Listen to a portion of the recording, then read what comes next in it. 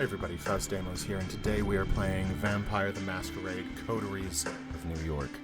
I know more about the TTRP, the tabletop role-playing game, than I do about the video games, apart from there are at least 4 Vampire the Masquerade Bloodlines 2 that is coming out sometime in 2021, Coteries of New York, and Shadows of New York. So without further ado, let's get straight into this. Choose your clan. Bruja, the rabble rebel against power and rage against the authority. A seemingly insignificant man with significant ideas will join their ranks tonight. Ventry, the aristocrat blue bloods embody wealth, sovereignty, and control. A top-level corporate executive will join their ranks tonight. The Toreador. The divas seek thrills of art, romance, and cruelty amidst stagnant undeath. A tormented artist will join their ranks tonight. I don't know which one I want to do. Technically, I could probably go and do all 3, but something about a top-level corporate executive just makes me want to do this. Choose your name. I can't even spell my actual name. That's fantastic.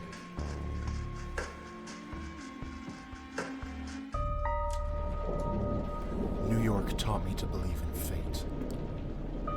Had you asked me about fate back when I was a human, I would have told you it was just a superstitious bullshit. That we are all designers of our own destiny. That belief shattered when the richest woman in the United States, the actual richest one, not a face you could have seen in the papers, of course, sank her teeth deep into my neck. It happened in the very same place you're standing in right now, by the way. Fate, you decide. Please, there's absolutely no need to be hostile. Just listen a little longer. See, my mistake was that I flew too close to the sun. Alright, Icarus.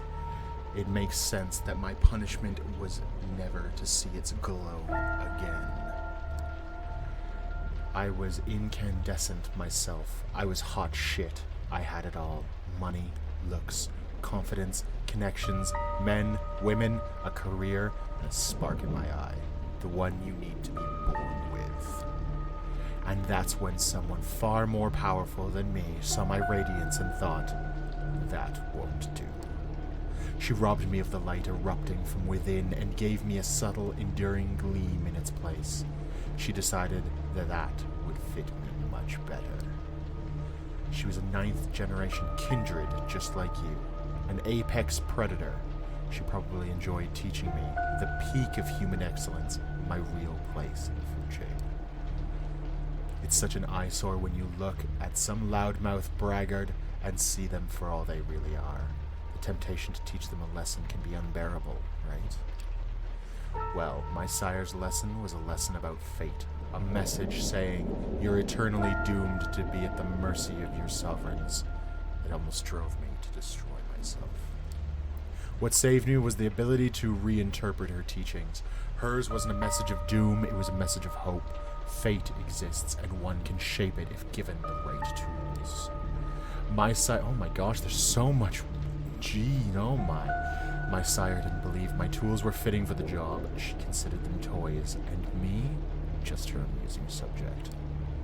Well, she's deader than dead now, and I'm still here, standing right where she stood when we first met. You might have wondered how I learned about your arrival to JFK Airport. My answer is, of course, destiny. As luck would have it, today happened to be the day of some of my associates were inspecting the coffins. Driving you here straight from the plane and having you wake up in such an unfamiliar place was a little desperate, and I do apologize for that. But it is so rare for you to visit New York. 3 times in the last 15 years, was it? And you're never eager to inform me you're here. I understand you still have that meeting on 53rd Street later tonight, so I'll provide a comfortable transport. I value our relationship very much, don't get me wrong. But it is precisely that I value it that I'm going to ask you to repay the favor you owe me. You're the only one I'd trust to do the job well, and without attracting attention. You might think I'm crazy asking you to breach the rules of our society like this. Am I already a vampire? You might think it is impossible to get away with it unpunished. But this is New York, and I don't know about other cities, but this one, fate really exists. And right now, it's smiling in your favor. This is how it begins. Your phone rings. It's your boss. Again. The setting sun that filled your high-rise office an hour ago is gone. The city looks like an ocean of light from up here, spreading for miles to the north. You pick up. You are about to call it a day, forget about the world of fintech, and decompress at home. No dice. One of the investors wants to meet you. His voice, as always, the perfect mix of authority and sleaze. He'll come by your office in an hour. I know just the voice for that one. You look at the clock. An hour? He's got to be kidding. Yeah, I know, but stick around. He's a heavyweight. You'll want to make a good impression. Fine. You grit your teeth a little. The boss hangs up. 2 hours. Might as well pour another coffee into yourself and figure out how to best use this to your advantage. You suspect everyone knows that no, you're not actually happy with your current position. That, in fact, you feel squished against the glass ceiling that comes with the territory. Sure, your idiot supervisor may have gotten the job only because he's the CEO's golfing buddy, but you? You're getting put on an unholy amount of work into your advancement. Times were you'd laugh off the idea at staying at the office until 9 p.m. You had a partner to go home to. The nightly Netflix and chill ritual to complete with pizza or Chinese takeout. Ever since you moved up the ladder, though, your hours have only gotten longer. Food? Mostly at the company cafeteria. Sometimes takeout, always in a rush. You praise the heavens for your crazy metabolism and dread the day it finally decides to give up. Rest? At this point, the cleaning lady who takes care of your apartment probably spends more time in your bedroom than you do. Probably with that partner, too. You flash back to your boss quoting Shakespeare to impress his new, extremely attractive and uncomfortably young secretary. For some must watch while some must sleep, so runs the world. Drinks? Mostly with colleagues, and they all pretty much hate you at this point. Another flashback, this time to the most profitable quarter in the company's history. Still, the board decided that layoffs were in order. Your boss didn't feel like letting people know in person, so he passed that privilege on to you. Gotta hand it to him. He always knew how to pick his battles. But maybe, just maybe, tonight is the night it's all gonna change. You decide to play the good looks angle. Nothing too slutty. Am I a lady? Oh, I am a lady. You leave your blouse slightly unbuttoned. Check if your ass looks as good as you remembered in your pencil skirt. Mirror says yes. It's not something you're proud of, but you've become too jaded to care. Knowing your luck, the investor is going to be one of two types. A self-obsessed Musk wannabe in his 20s, or a fat old pervert drenched in cologne. You hear the elevator ding. Time to get this show on the road. Take one final look in the mirror and fix your hair as the footsteps echo across the empty hallway. The man who approaches your office is not what you expected. He's slick, to be sure, but he seems a bit more refined than your usual company man. Expensive suit, matching tie and shirt, confident in his stride, surprisingly good-looking. Definitely a vampire. Good evening. I hope this unforeseen visit isn't too much of an inconvenience. He's all business, professional, treats you in a manner that's appropriate to your stature. When he speaks, he actually looks you in the eye and not at your amazing cleavage. He asks some questions about your work, tells you how he noticed your input after talking to the CEO, another golfing buddy, and comes charmingly close to calling your boss an incompetent doofus. All while you try to guess his accent, but you can't quite place it. European? Sure. But where from? I know I've kept you long enough, but would you indulge me and join me for a drink? Of course. For a minute there, it seemed like he wasn't that kind of guy. But what the hell, you go with it. He seems nice enough. Besides, it's not like you have other plans. The investor has a limo waiting downstairs, and the driver takes you to a high-end restaurant in Williamsburg. A seat is waiting for you in the deluxe lounge. It's just the two of you. You talk about this and that. Your companion seems to have a knack for history. So tell me, what would you do if you had full control of the company? You almost choke on your wine. This is your chance. You say what's been on your mind for months, but hide it behind a veneer of professional corpo babble. Refocusing, listening to your instincts for once, restructuring, kicking out your boss, aggressively pursuing new markets, getting the hell away from these horrible people. He likes the sound of that. He leans forward, his eyes flash with intensity and something else. A strange emotion that wasn't there before. You'll do just fine. The cat, on the other hand, will not. You wake up, God only knows how much later. As you try to piece together what happened, you hear a familiar voice. The investor, or whoever the hell he is talking to someone. You suddenly recall snippets, fragmented memories. His sapphire eyes intently locked with yours, his teeth suddenly longer and sharper. And something else. A feeling on your neck that takes you back to your last orgasm. A company trip to Florida, a sweaty room, the cutie from HR who doesn't work there anymore. And then darkness. Yes, I'm done here. Consider my debt paid. What? Some time passes before you find the strength to get up from the couch. You touch your lips. Blood. Did that asshole hit you? Try to stand up, but your head is pounding and your stomach is like a heavy knot pulling you down. You didn't have that much to drink. He must have spiked your wine. This is bad. You frantically check your clothes. Pristine. Doesn't make any sense. All of a sudden, the feeling hits you unlike anything else you've ever felt before. You fall to the floor, writhing in all-encompassing pain and hunger. The kind that makes your insides burn, that cannot be denied. You try to calm yourself down with a breathing exercise they taught you at some bullshit mindfulness course. That's when it hits you. You're not breathing. Holy shit, your heart should be jumping out of your chest with that realization, but it's not moving. Not even a beat. The door unlocks. You hear a startled voice. A young man in a waiter's outfit, his accent thick with an Eastern European harshness, leans over to you and asks you if you're alright. For a brief moment, you wonder what the hell he's doing here. Everything is wrong. Then his smell reaches your nostrils. It's intoxicating. Everything feels right again. He holds out his arm to help you stand up. You grab it firmly with both hands, and then you bite down. You sink your teeth right next to the old pin-up tattoo of Rita Hayworth on his forearm. It takes you a moment to process what you're doing. A part of you wants to break away, but a stronger voice implores you to keep drinking. One thing becomes clear. You're definitely enjoying this.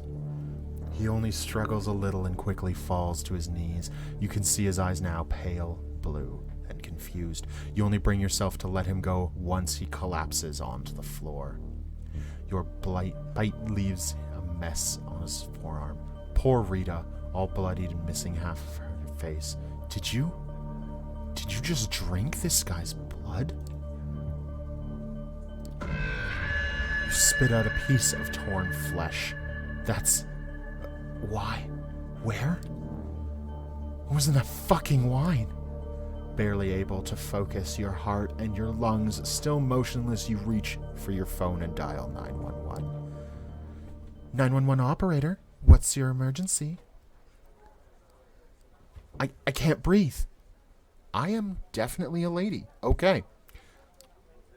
Ma'am, where are you right now? The door to the lounge swings open. The man who enters is not the one who brought you here, though there are similarities. He's tall, for one, broad-shouldered, handsome, dressed in an immaculate suit, but his skin is darker and the look on his face tells you he is not here to negotiate a deal. He notices the smartphone in your hand. Pass me the phone if you want to live. The man's voice is persuasive, calm, but carrying a clear threat. He's got the aura of a viciously efficient corporate shark, you find it hard to argue with him. Ma'am. Hello? I apologize for wasting your time. My new colleague got drunk and is trying to impress everyone with her antics. Good night. He disconnects the call and places your phone in his pocket. For whatever reason, you can barely take your eyes off the stranger. As hypnotizing as his presence is, though, it's also highly discomforting. Good evening, miss. I'm here to pick you up. Call an ambulance. Please, you need to call an ambulance. Someone else is taking care of that. The stranger approaches the waiter and examines his body. Critical condition, but he might live anyway. He then sets his sights on you. I know this is all new to you, but I've dealt with hundreds of strays like you, and going by experience, they tend to fall into two categories. First, they're the smart ones who carefully obey my every word and don't try to pull off anything stupid. I always get them where they need to be, safe and sound. And then there are the dumb ones. The punks who thought they could take me on. The wise guys who tried to contact someone, secretly and without permission. The troublemakers who tried to run off or make a scene. None of them got to their destination in one piece. In fact, most of them never reached their destination at all. His voice becomes slightly bored and monotone. You can tell he's given this speech before. Likely dozens of times. You see, while I generally consider myself pretty smart, I'm also a Mets fan. It's my one true weakness. One that inspired me to come up with a 3-strike system when dealing with pups like you. If you get on my nerves once or twice, well, I understand. Not all of us perform well in stressful situations. But cross me 3 times and you're out. No excuses, no forgiveness, no mercy.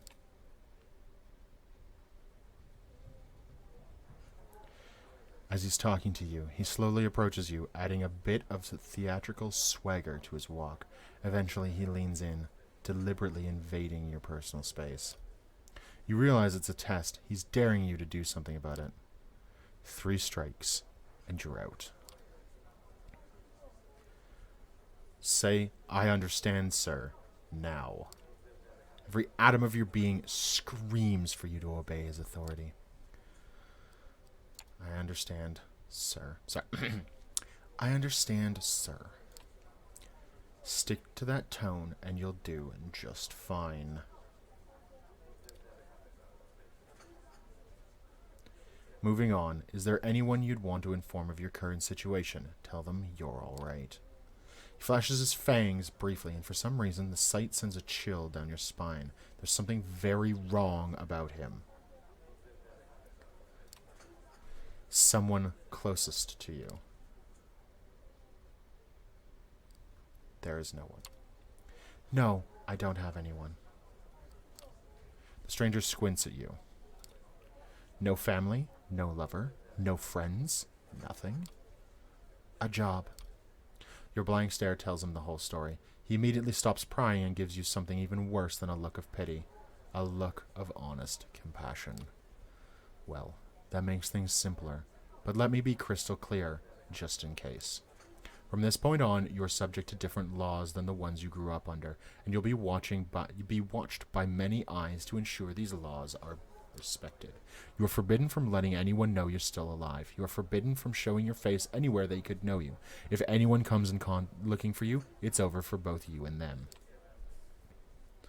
This practiced tone again. You put on your poker face and listen in silence.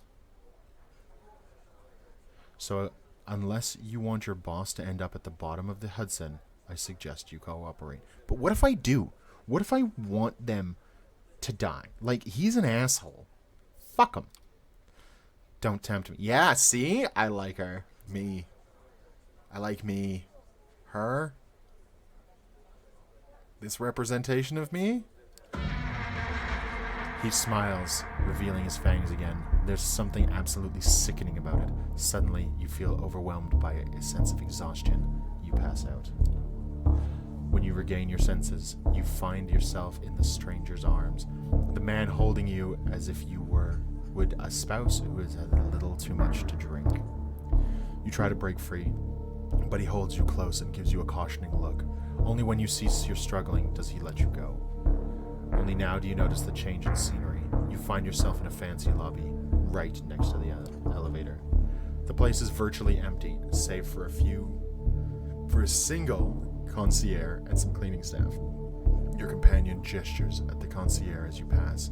He picks up the phone. The elevator arrives, the door opens, and the man motions towards the cabin. After you.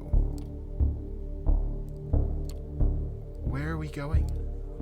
To a safe place. That's all you need to know. Trust me, you don't want to make this difficult. Just get in.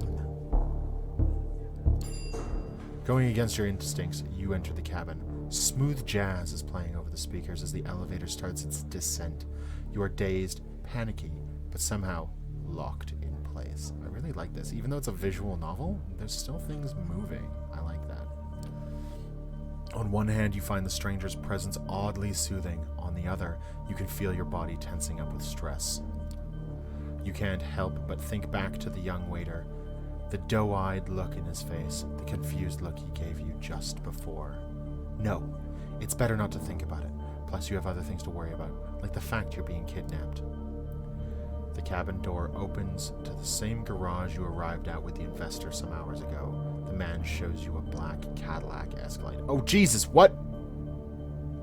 You see that? I know what you're thinking. Getting into the car with some strange man? Boy, sure seems like a dumb idea. Maybe I can make a run for it. I might be able to lose him. So let me be perfectly clear. Your best bet is to get in, relax, and enjoy the ride. Do you think that waiter upstairs, is he going to be all right? Yes. You look him in the eyes and can immediately tell he's lying. No more questions. Get in the car, please. Get in the car. It seems like the worst idea ever, but the man made it very clear you have no choice in the matter. Are you going to hurt me? No, not tonight at the very least, unless you make me. He takes a glance at his expensive-looking watch. Listen, you really need to quit stalling. We're on a bit of a schedule here. The sun comes up in about 2 hours, and I don't intend to be here when it does. The sun? What does it matter when the sun comes up? Ah, you really don't know, do you? Good thing I got here when I did. He opens the car door and gestures towards it. You see no point in delaying the inevitable, so you get in. The door locks behind you, the Cadillac almost entirely dark. The side windows seem light-proof. The man gets into the driver's seat, starts the engine, and drives away without another word. Is he looking at me? Can you pay attention to the road, please, sir? It's raining. How am I alive? Is this a joke? How am I alive? How am I alive? My heart, it's not beating. Aren't you in big business? What do you need a heart for anyway? Listen, I realize you may have many questions. Tomorrow, you will get some answers. But tonight, you need to do what I say. And right now, I need some quiet. Please. You feel too confused to protest. You stay silent for the rest of the ride, even as more questions bubble up to the surface. One of them being, did you actually kill someone tonight? Staring out the window, you find it hard to focus and quickly lose track of where you're headed. You can only tell that you haven't left Manhattan. Another underground parking, almost featureless, empty. The car stops and the man opens the door for you. So polite. Like, can we just say that being kidnapped by this polite of a person? Still bad, but at least there's manners. We're here. The stranger walks you to a nearby door. He opens it and motions at you to get in. Go on in, make yourself comfortable. If you get hungry again, take a look in the fridge. I'll pick you up tomorrow and you'll get your answers. Behind you, the door is a small room. No windows, just a simple bed and a single light bulb hanging from the ceiling. A small fridge is humming in the corner, accompanied by a rattling AC fan in the wall. Where are you going? And where are you going? I have to make some arrangements. For tomorrow, of course. Look, this room is your best chance at seeing another night. I realize you've been put in a problematic situation, and it's not entirely your fault. Cooperate, and you still might make it. You will learn more tomorrow, but for the time being, get in and get cozy. He gestures inside the room. I'm not going to try to escape. Like, honestly, I kind of want to keep my 3 strikes for later. You step inside. The stranger nods. Oh, Jesus, this is a terrible room. Good night. He locks the door behind you. It looks very sturdy. You open the fridge. There's a single plastic bag in there, filled with red liquid. No label. Tomato soup? You feel sick to your stomach. Best to leave it for now. You lie down on the bed. It's a simple mattress on a metal frame. At least it's not too filthy. You think to back how the evening began. This investor, is he friends with the dark-skinned stranger who picked you up from the restaurant? What happens now? Unable to relax, you spend an hour or so playing out various scenarios in your head. Eventually, you decide to give in and let exhaustion take over. Whatever tomorrow brings, you'd rather face it well-rested. I mean, if it was me, personally me, as soon as my head hit the pillow, done, or mattress, I guess. It doesn't even look like there's a pillow here. Done. Gone. I'd use this shoe as a pillow. Fuck it. Plus, there's no way in hell your boss isn't going to notice your absence tomorrow. That, and maybe some of the restaurant staff will feel a pang of conscience. Someone will notify the police. Someone will find you. Right? You flash back to the waiter's tattoo. The bloody Rita Hayworth winking at you over the pale mess of a wound. You did this. You bit him. You drank his blood. It tasted good. What if you could never go home again? You are so tired, your entire body tenses up one last time, and before you know it, you drift away into oblivion. You wake up. That in itself is a surprise. You barely remember when you drifted off. It didn't feel quite like sleep, more like plummeting into an endless void. You imagine that's how death feels like. The room is unchanged. The lamp is still on, the AC is still rattling, the refrigerator is still humming. You take a look at your watch. It's almost 9 p.m. You've slept for 17 hours straight. Maybe you died. Your breath is gone and you feel no thumping in your chest. Does that qualify as dead if you're still conscious? You're not sure about that, but you are certain of one thing. You're hungry. It's not your stomach rumbling, though. It's a need that starts somewhere in your abdomen and spreads to your chest, throat, and back of the head. You open the fridge. The bag is still there. You take a closer look at it. If it's soup, then its color and texture is off. You pull the cork out and take a whiff. You recognize the smell immediately. Holy shit. There's no mistaking it. It's bagged blood. There's a cork in it? Maybe that's just what they use. The smell is faint, and you remember some situations in the past where you found it nauseating.